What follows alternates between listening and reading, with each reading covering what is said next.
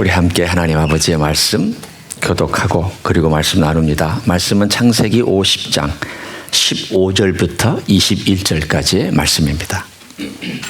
창세기 50장 15절부터 21절까지의 말씀, 저와 여러분이 한 절씩 교독합니다.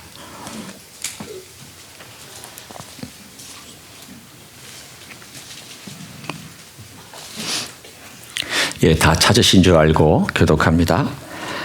요셉의 형제들이 그들의 아버지가 죽었음을 보고 말하되, 요셉이 혹시 우리를 미워하여 우리가 그에게 행한 모든 악을 다 갚지나 아니할까 하고 요셉에게 말을 전하여 이르되, 당신의 아버지가 돌아가시기 전에 명령하여 이르시기를, 너희는 이같이 요셉에게 이르라. 네 형들이 네게 악을 행하였을지라도 이제 바라건대 그들의 허물과 죄를 용서하라 하셨나니, 당신 아버지의 하나님의 종들인 우리 죄를 이제 용서하소서 하며, 요셉이 그들이 그에게 하는 말을 들을 때에 울었더라. 그의 형들이 또 친히 와서 요셉의 앞에 엎드려 이르되, 우리는 당신의 종들이니이다. 요셉이 그들에게 이르되, 두려워하지 마소서. 내가 하나님을 대신하리이까. 당신들은 나를 해하려 하였으나 하나님은 그것을 선으로 바꾸사 오늘과 같이 많은 백성의 생명을 구원하게 하시려 하셨나니 같이 읽습니다.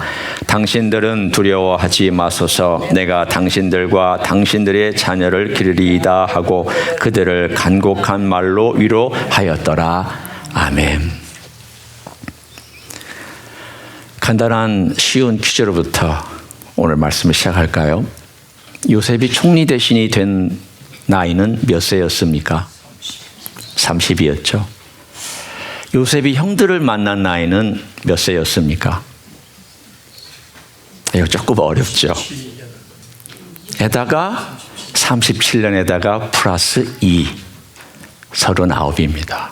왜냐하면 풍년 7년에다 흉년 2년째 만났으니까.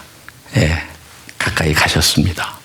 그러면 이건 정말 어려운 질문인데, 주관식으로 하면 너무 어려우니까 제가 사지 내지는 오지 선다형으로 하겠습니다. 왜 39까지 자기 아버지를 안 찾았습니까? 형들을 찾아가지 않았습니까?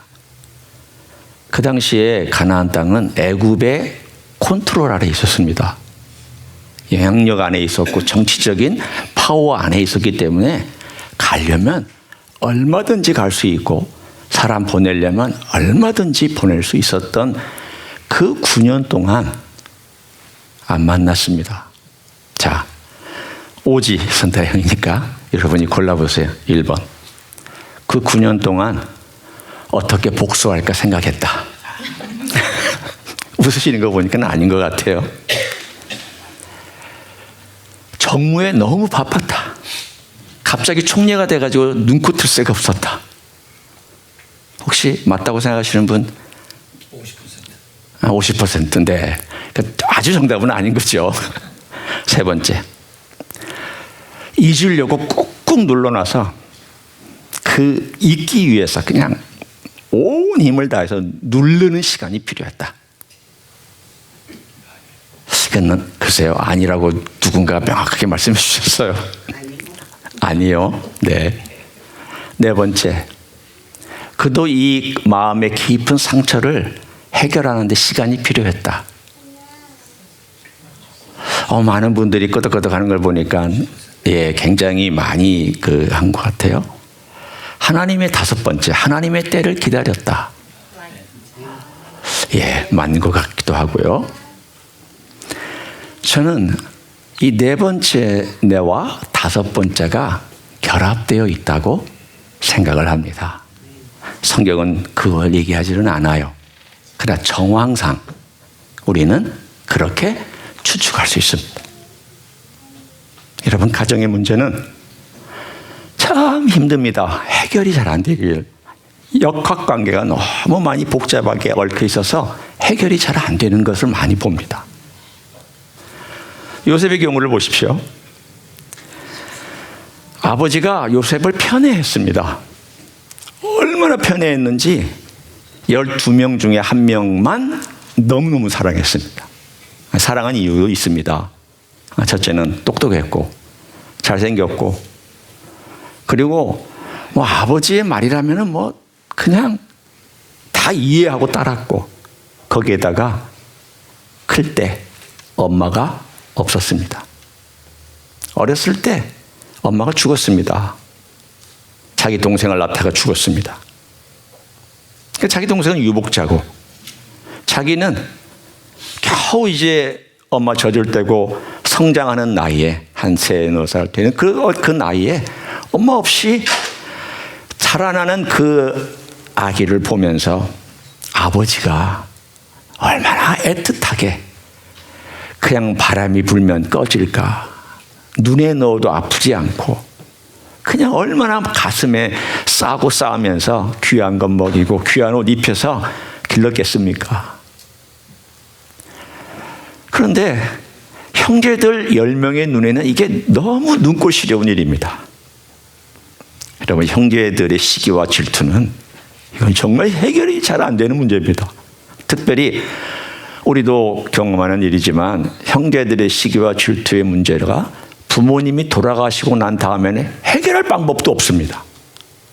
부모님이 그걸 좀 해결해 주고 가면 좋은데 해결을 안 하시고 그냥 예를 들면 돌아가셨다. 그러면 남은 형제들끼리 그 문제를 해결해야 되는데 참 어렵습니다. 목회하면서 형제들 간에 싸우는 거 많이 봤고요. 뭐 재산 싸움은 말할 것도 없고 여러 가지 인간관계 때문에 힘들고, 그래서 아예 얼굴을 안 보고 살아가는 그런 형제들, 자매들 많이 보곤 했습니다. 그만큼 가정의 문제는 남이 아니기 때문에 어렵습니다. 남이야 커서 만나기도 하고, 때로는 경제적인 문제 때문에 오는 비즈니스 때문에 만나기도 해서 그 관계가 떨어지면 안 만나면 되지만, 식구는 또 안 만날 수도 없는 또 그런 관계이기 때문에 정말 어렵습니다. 생각해 보십시오. 요셉이 쉬웠겠나? 10명의 형이 한마음이 되어가지고 자기를 노예로 팔았을 때, 그것도 돈 받고 팔았습니다. 처음에는 죽이려고 했습니다. 자기 형들이 자기를 죽이려고 했다가 그 얘기 다 들었지 않았겠습니까? 웅덩이에 있을 때, 야, 그래 죽이지 말자. 또 누구는 죽이자. 그런 말들을 그가 듣고 있을 때 얼마나 가슴이 찢어졌겠습니까? 자기 목숨이 지금 형들의 의견에 의해서 왔다 갔다 하고 있는 그 말을 듣고 있으면서 그 마음속에 있는 배반, 그 마음속에 있는 상처, 거기에다가 죽이지 말자라는 의견이 드디어 이겨서 그를 죽이지는 않았지만 결국은 애굽 땅에다가 돈 받고 노예로 팔았습니다. 팔려가는 내내 이 10대 청소년의 마음 가운데 도대체 이걸 어떻게 이해를 해야 되는지에 대한 그 고통이 어떠한 것이었을까? 저는 요셉을 생각할 때마다 그 10대 한 15살에서 한 16 정도 된 그 마음 속에 형들의 그 행위와 그 태도나 그 쌀쌀맞은 것과 그 모든 것들이 얼굴과 그 마음과 그들의 행위를 생각할 때마다 막 안에서부터 분노와 배반과 막 온갖 것들이 감정이 치솟아 올랐을 것이라고 생각합니다. 그리고는 드디어 보디발이라고 하는 애굽의 장군의 집에 팔려갔습니다. 노예로 팔려갔고 종이니까 과거의 형들이 자기를 어떻게 했는지 생각할 겨를이 없습니다. 말 배워야 되고 생존해야 되고 거기서 어떻게든지 노예로서 생명을 유지하려면 최선을 다해서 주인을 섬길 수밖에 없는 그런 상황에서 그 10대 시간을 보내고 20대 초가 됐습니다. 20대 초가 돼서 결국은 그 보디발의 아내의 문제 때문에 감옥에 갇힙니다. 감옥에 갇혀 있는 그 시간이 거의 한 10년 가까이 되죠. 진짜 하나님 묘하십니다. 그 감옥은 정치범 수용소였습니다. 애굽의 모든 정치 권력을 가지고 누렸던 사람들이 그 감옥에 수용되어서 어떤 사람은 살아나가기도 하고 어떤 사람은 죽어나가기도 했습니다. 그러면 들어온 사람들이 거기서 젊으니까 수종을 드는 이 죄수, 그 죄수 중에 이 잔일을 해주면서 뒷바라지 해주면서 그 감옥에 있는 사람들 여러 가지 뭐 해주는 그런 잔심부름을 하는 그 사람으로서 말친구가 되어 주었습니다. 이야기도 들어줬습니다. 거기 들어온 사람들은 얼마나 억울하다고 스스로 생각했겠습니까? 그 이야기 가운데 많은 이야기가 어떤 이야기들이었겠습니까? 내가 과거에 어떤 위치에 있었다. 나는 무슨 일을 했다. 나와 관련된 일은 이런 것이었다. 그리고 나는 이러이러한 가족이다. 그가 거의 10년 가까이 있으면서 애굽 전체의 정치 가계도를 다 그릴 수 있었던 시간들이었습니다. 모든 어떤 사람들이 권력에 권좌해 있고 누가 떨어졌고 누가 힘이 있고 어떤 사람들의 가계가 어떻게 연결되어 있으면 이 모든 이야기들을 그 수많은 들락날락거리는 죄수들 정치범들 이야기를 들으면서 그는 10년 동안 하나님의 학교에서 경영학 석사 박사 받았고 정치학 석사 박사 받았습니다. 하나님 참 묘하시죠? 10년 동안 감옥 속에서 그로 하여금 애굽에 관한 모든 정치 세계와 군사 세계와 그리고 힘 있는 사람들의 세계를 듣고 이해하게 하고 그리고 그들과 함께 시간을 보냈습니다. 28이 됐을 때 제일 거창한 사람 두 사람이 감옥에 잡혔습니다. 하나는 떡과는, 하나는 술과는. 이 사람들은 비서실장 넘버 1, 넘버 2입니다. 바로의 가장 측근 중에 측근입니다. 바로를 알고 바로의 마음도 알고 바로의 생각과 바로의 계획을 다 상해 준 사람. 그 중에 한 사람은 살고 한 사람은 처형당했습니다. 그때에 그가 얘기합니다. 나를 좀 기억해 달라고.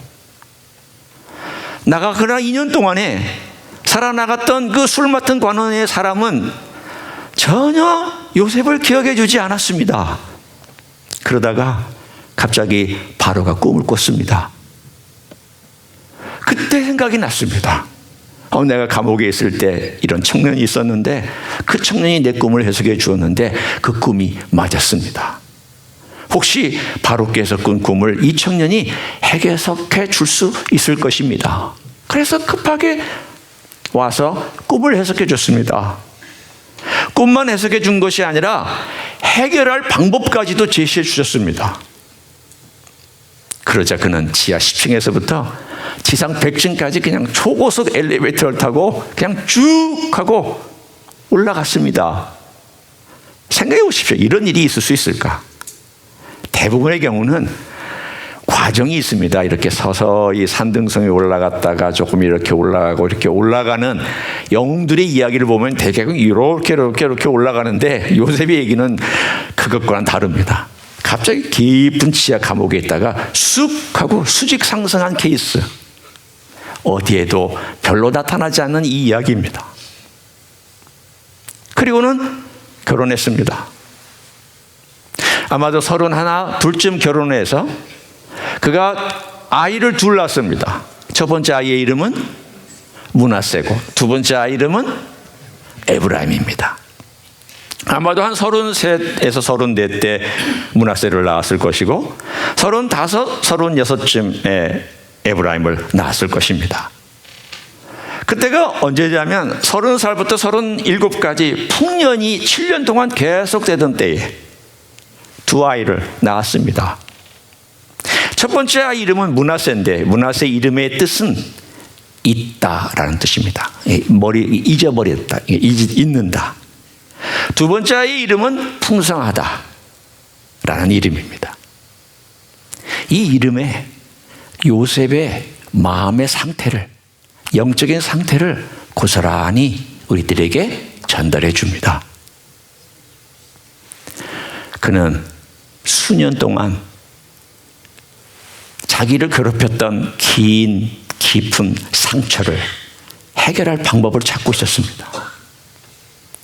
사람이 정신없고 생존할 때에는 상처가 드러나지 않습니다. 아마 여러분도 그럴 것입니다. 내가 지금 먹고 살기를 바쁘고 당장에 지금 해결해야 될 일이 바쁠 때에는 상처가 눌려 있거나 내가 굳이 끄집어낼 필요도 없고 끄집어내지도 않습니다. 왜? 잠자기 바쁘고 먹기 바쁘고 생존하기 바쁘니까. 그러다가 좀 여유가 생기면 이 상처가 쓱 올라옵니다. 괴롭습니다. 밀물썰물처럼 계속 들락날락거립니다. 어떨 때는 썰물처럼 쑥 내려가서 괜찮은 듯 싶다가도 또 갑자기 생각이 막 솟구쳐 오를 때는 막 괴롭고 힘들고 어려운 것이 내 마음에 정말 깊은 상처입니다. 여러분, 상처가 시간이 지나면 해결된다고요? 아닙니다. 해결 안 됩니다. 잊어버릴 수 있습니다. 아닙니다. 해결 안 됩니다. 내 과거의 부모님과의 관계 속에서 그 시간 지나면 다 잊어버린다고요? 아닙니다. 상처로 다가오고 그거 계속 자기 꼬투리 잡습니다. 언젠가 문제 일으키고 그건 결국 내 자식에게 또한 영향을 끼칩니다. 므낫세를 낳을 때 그가 있다라는 이름을 한 것은 바로 이런 의미라고 저는 생각합니다. 자기가 이제까지 마음에 깊은 상처를 가졌던 것을 잊을 수 있게 되었다라는 뜻입니다. 다른 말로 하면 내게 있었던 이 깊은 상처가 나를 괴롭히고 나를 붙잡고 있었는데 이제는 이것을 떠나보낼 수 있게 되었다라는 뜻입니다. 그의 마음의 갈등과 그의 마음속에서 이 문제를 가지고 씨름했던 시간의 이야기의 결과로 이제는 잊을 수 있는 해결된 그 이야기를 자기 아들의 이름에다가 붙였습니다. 내가 이제 드디어 이 문제를 해결했다. 잊게 되었다.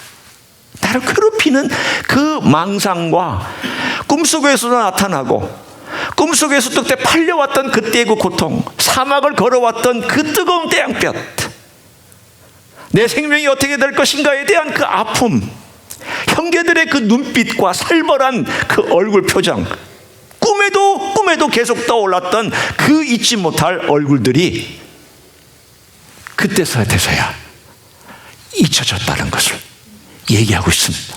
이제 더 이상 꿈에 안 나타난다는 뜻입니다. 그리고 둘째 아이를 낳았을 때 풍성하다. 이 말은 이제 잊혀진 정도에서 머물지 아니하고 내 삶이 이제는 생산적이 되었고 이제는 뭔가 건설적인 삶을 살아갈 수 있다라고 하는 이름을 그 둘째 아이에게 붙여줬습니다. 저는 이 두 아이의 이름을 생각할 때마다 요셉이 극복했구나. 그 세월 동안 극복했구나. 몇 년에 걸쳐서 그 사람이 이겨냈구나. 그리고 나자 얼마 있지 않아서 형들이 가뭄때 찾아왔습니다. 그때가 39입니다. 이제 막 극복하고 이제 어느 정도 여유를 갖고 영적인 면에서 하나님과 관계에서 씨름했던 그 문제를 해결하고 나서 형들이 찾아왔을 때 하나님 절묘하시지 않습니까? 하나님의 때를 기다린 요셉도 대단하지만 하나님께서 이 일을 이루어 가시는 그것을 요셉 또한 보고 있습니다. 하나님이 나를 보내셔서 고난시키실 때는 아무것도 몰랐는데 나를 총리로 만드셨고 어느 순간에 보니까 39대 형들을 보내서 형들이 와서 자기에게 절하는 모습을 보니까 자기가 10살 때 15살 때 꿈꿨던 게 생각이 납니다. 하나님이 그때 나에게 이런 꿈을 꾸게 해주셨는데 나는 이게 무슨 뜻인지도 몰랐고 그냥 자랑하면서 10대의 그 자랑하고 싶은 마음이 형들에게 자랑하고 아버지에게 자랑했더니 아버지가 뭐라고 야단했지만 마음에 담았고 형들은 그것 때문에 더 시기하고 질투하고 네가 뭔데 우리가 너한테 절하느냐라고 그렇게까지 얘기하면서 싫어했던 그 꿈이 바로 이거였는가? 하나님의 그림을 보기 시작했고 하나님의 조각들이 맞춰져 가는 것을 그는 느끼기 시작을 했습니다. 아마도 형들이 왔을 때 그는 전율했을 겁니다. 어떻게 이럴 수가 있느냐고. 그리고는 그 형들을 시험했습니다. 이 시험은 하나님이 요셉을 통해서 시험하는 것이었습니다. 고난 속에서 하나님께서 요셉을 훈련했습니다.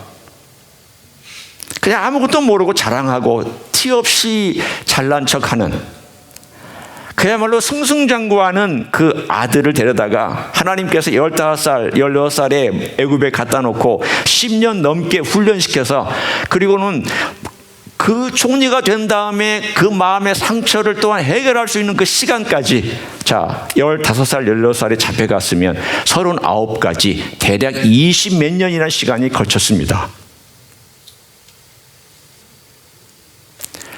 요셉도 그 시간이 필요했습니다. 형들도 무언가 달라진 것이 필요할 때가 있는데 그걸 확인하고 싶었습니다. 그래서 테스트를 합니다. 그 테스트의 가장 클라이막스가 뭔지 아십니까? 유다의 고백입니다. 네 동생 데려와라. 두 번째 동생을 안 데려올 수가 없어서 데려와서 했더니 동생을 잡고 감옥에 넣어버렸습니다. 그랬더니 유다가 직접 찾아가서 이렇게 얘기를 합니다. 총리 대신이여, 내 목숨을 대신하고 내 가족들까지 노예로 잡힐 테니까 이 베냐민 내 동생을 보내주십시오. 이 동생 안 가면 우리 아버지 죽습니다. 아버지가 마지막 소망을 이 아들에게 두고 있고 그 형은 생사를 알 수가 없는 이런 상황 속에서 내가 내 목숨을 대신하고 내 식구들이 노예가 될 테니까 제발 내 동생을 보내주십시오. 그 말에 요셉이 자기 신분을 드러냅니다. 울면서 드러냅니다. 아, 형들이 바뀌었구나. 적어도 그 유다의 표현을 통하여서 형들이 바뀌었구나.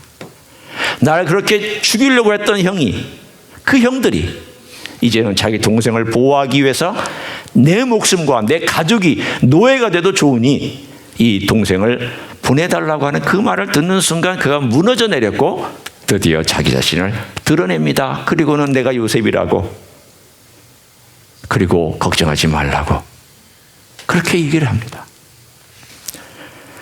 그리고 그 아버지를 보냅니다. 모시러 오라고 아버지에게 보냅니다. 그때 자기 아버지 야곱의 나이가 몇이있는지 혹시 여러분 아십니까? 자기 아들, 죽었다고 생각했던 아들을 만났을 때 야곱의 나이가 130입니다. 그리고 몇 살에 죽었는지 혹시 여러분 기억하십니까? 147세에 죽었습니다. 그럼 몇 년을 행복하게 살았습니까? 17년.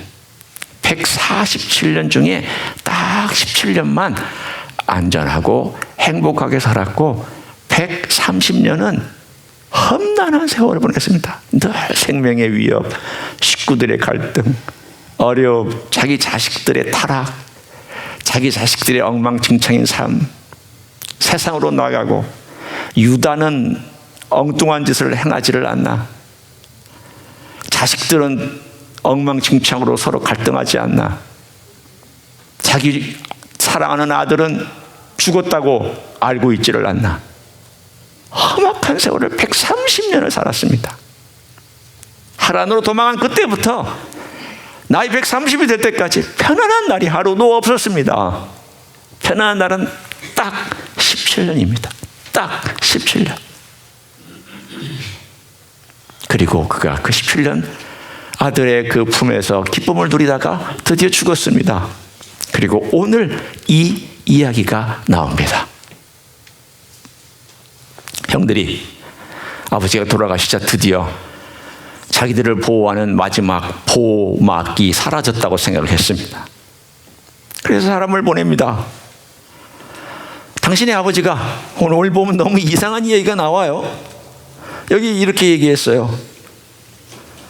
요셉에게 전하기를, 16절에 요셉에게 말을 전해야 돼요. 당신의 아버지가, 왜 우리 아버지가 아니고 당신의 아버지입니까? 그렇잖아요. 우리 아버지가 그렇게 말씀하셨다라고 충분히 얘기해도 되는데, 당신의 아버지께서 이렇게 우리에게 너에게 말씀했는데 이거 좀 들어달라고 아버지의 권위와 아버지의 유언과 아버지의 말에 의존하고 있는 이 형들의 그 참 안타까운 마음을 오늘 성경은 너무 적나라하게 표현하고 있습니다. 그러면서 말하기를 아버지가 이렇게 하라고 그랬다고. 당신도 좀 아버지의 유언을 듣고 우리에게 해를 끼치지 말아달라고 부탁하고, 그리고 그것으로는 그들이 안심이 안 되었는지 두 번째로 와서 요셉에게 엎드렸다고 되어 있습니다. 다시 절하면서 우리를 해하지 말아달라고 부탁을 합니다. 요셉이 이 말을 들었을 때 어떻게 했는지 한번 보십시오. 17절 마지막을 한번 보십시오. 그들이 그에게 하는 말을 들을 때에 뭐라고 되어 있습니까? 울었더라. 울었더라. 왜 울었겠습니까? 마음이 안타까워서도 울었고, 형들이 자기 마음을 몰라줘서도 울었고, 내가 이미 용서했는데, 나는 다 해결했는데 아버지도 내 마음을 잘 몰랐구나. 그리고 형들은 더더군다나 내 마음을 모르고 있구나. 어디서 그 얘기를 했는지 45장에 한번 가서 보겠습니다. 형들을 만났을 때 그가 한 이야기입니다. 45장 5절 제가 쭉 읽을 테니까 들어보십시오. 당신들이 나를 이곳에 팔았다고 해서 근심하지 마소서, 한탄하지 마소서. 하나님이 생명을 구원하시려고 나를 당신들보다 먼저 보내셨나이다. 이 땅에 2년 동안 흉년이 들었으나 아직 5년은 밭갈이도 못하고 추수도 못할지라. 하나님이 큰 구원으로 당신들의 생명을 보존하고 당신들의 후손을 세상에 두시려고 나를 당신들보다 먼저 보내셨나니, 그런즉 나를 이리로 보낸 이는 당신들이 아니요 하나님이시라. 하나님이 나를 바로에게 아버지로 삼으시고 그 온 집의 주로 삼으시며 애굽 온 땅의 통치자로 삼으셨나이다. 요셉이 깨달은 게 있습니다. 세 가지를 깨달았습니다. 첫째는 하나님의 큰 그림에 대하여 깨달았습니다. 안 건 아닙니다. 다 안 건 아니에요. 큰 그림은 하나님만 알고 계세요. 전체 그림은 하나님만 알고 계세요. 그런데 요셉은 그 큰 그림 중에 일부 조각을 보면서 하나님의 그림을 느끼고 있습니다. 하나님께서 계획하신 일들을 이렇게 우리의 삶 가운데서 하나씩 펼쳐 보이신다. 둘째는 하나님의 큰 손길을 그는 경험하고 있습니다. 하나님의 그림이 있는데 이 그림을 이루어 가시는 하나님의 능력입니다. 아니, 내가 그 젊었을 때 가졌던 그것을 어떻게 하나님께서 이렇게 만들어 가시나? 그것도 악을 사용해서 만들어 가시나? 형들이 악을 잘못했다는 것도, 잘했다는 것도 아닙니다. 악을 칭찬하는 것도 아닙니다. 그 악이 아무 문제가 아니라는 것을 정당화시키는 것도 아닙니다. 악한 일입니다. 그런데 하나님은 그것을 선으로 바꾸셨다. 바꾸실 수 있는 큰 능력의 주님이시다. 세 번째는 큰 은혜입니다. 하나님께서 큰 은혜를 주셔서 나를, 내 마음을 형들이 오기 전에 준비시켜 주셨다. 여러분, 형들이 애굽에 오기 전에 요셉이 준비가 안 되었으면 아까 45장에서 읽었던 그 말을 튀어나오지 못합니다. 마음으로 연습한 말, 마음으로 용서를 연습하고 행동으로 그 삶을 표현할 수 있기까지는 시간이 많이 걸립니다. 갑자기 탁 하고 용서할 수 없습니다. 내가 어떻게 용서할까? 내가 무슨 말을 해야 할까? 내가 형들을 보면 어떻게 해야 할까? 내가 형들을 만나면 어떻게 해야 할까? 수많은 머릿속에 시행착오, 머릿속에 생각, 머릿속에 해야 할 말, 머릿속에서 내가 가져야 될 것들, 그는 하나님의 은혜를 간구했습니다. 하나님, 제가 이 마음 가지고 어떻게 형 만납니까? 이런 원한과 복수의 마음을 가지고 내가 형들을 만나면 안 되겠는데 내가 이걸 어떻게 해결합니까? 하나님께서 그런 은혜를 주시자 자기 아들 므낫세를 낳을 때 므낫세, 잊었다.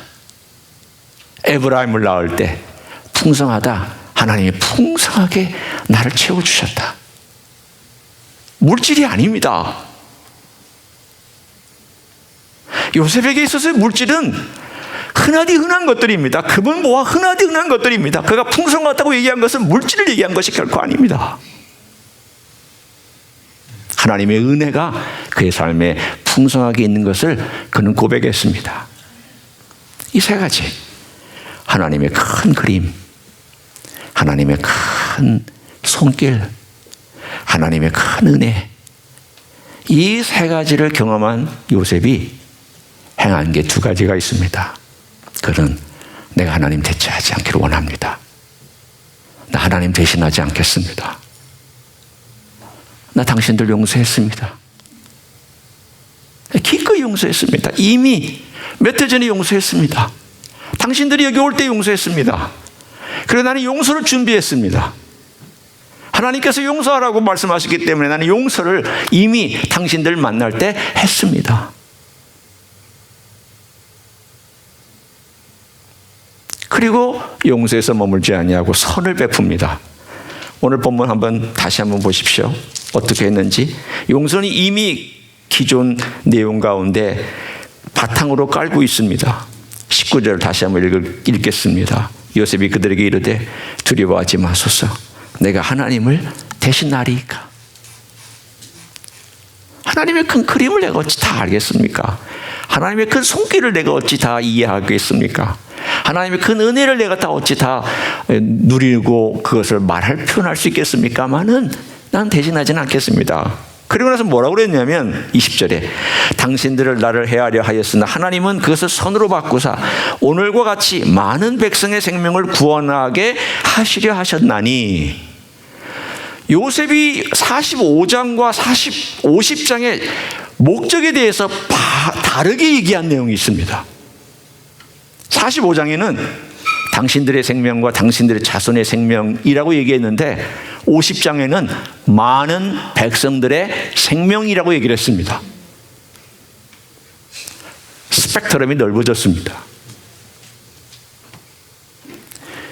그는 이 모든 것을 알았기 때문에 그들 기꺼이 용서했습니다. 그리고 그 용서라는 것에 대해서 그는 기분에 깔고 대하고 있었습니다. 그리고 선을 베풀었습니다. 어떤 선을 베풀었냐면 내가 당신들과 당신들의 자녀를 기르리이다. 사랑하는 성도 여러분, 가정의 달이죠. 가정 안에는 때때로 힘들고 어려운 일 얽히고 설켜서 쉽게 해결되지 않습니다. 시간이 어떨 때는 걸릴 때 있습니다. 하나님의 그림이 어떤 식으로 역사할지 우리는 모릅니다. 교회도 하나의 큰 공동체의 가정입니다. 이 안에 식구들끼리 얽히고 설켜서 상처를 주기도 하고 받기도 하고 또 어려움을 겪기도 합니다. 그런 일들은 늘 일어납니다. 그러면 요셉처럼 우리가 하나님 그분의 크신 그림이 어떤 걸까? 하나님의 그 손길이 어떤 걸까? 하나님이 어떤 은혜를 베푸시는가? 우리가 그걸 대신하지 말아야 됩니다. 내가 덮어 앞서버리면 하나님 대신해버립니다. 그거 용서 못합니다. 선도 못 베풉니다. 요셉 기다렸습니다. 하나님의 때가 될 때까지 기다렸고 자기 마음이 하나님의 은혜로 채워질 때까지 기다렸습니다. 네, 어떨 때는 기다리실 필요도 있고 씨름할 필요도 있고 그것 가지고 고민하며 주님께 매달릴 필요가 있습니다. 하나님의 때가 되면 하나님께서 해결하는 계기를 주십니다. 그때 그렇다고 또 그때 그냥 넘어가시면 안 됩니다. 해결하셔야 됩니다. 내가 받은 상처나 내가 준 상처나 뭐든지 가정 안에서나 교회 안에서나 해결할 기회를 주셨을 때 해결하면 하나님께서 더 큰 것들로 더 멋지고 아름다운 것들로 복 주실 줄 믿습니다. 저는 그런 하나님을 믿습니다. 십자가의 저주를 축복으로 바꾸셨잖아요. 우리 인생의 악행을 하나님께서는 구원으로 바꿔주셨잖아요. 내 인생의 무지함을 하나님께서 복 주시려고 예수님 알게 해주시고 놀라운 일 베풀어 주셨잖아요. 주님이 나에게 베푸신 그 은혜나 하나님께서 행하신 그 솜씨나 능력을 보면 우리의 능력이나 우리의 이해나 우리의 그림을 훨씬 벗어난 것들이기 때문에 우리는 그분께 그걸 맡기고 기대하면서 우리가 할 수 있는 일 행하며 가정을 위해서나 또는 교회를 위해서나 내가 행해야 될 일들을 위해서 한 걸음씩 한 걸음씩 걸어나가는 하루가 되기를 원합니다. 그렇게 사시기를 예수님의 이름으로 간절히 축원합니다. 기도하시겠습니다.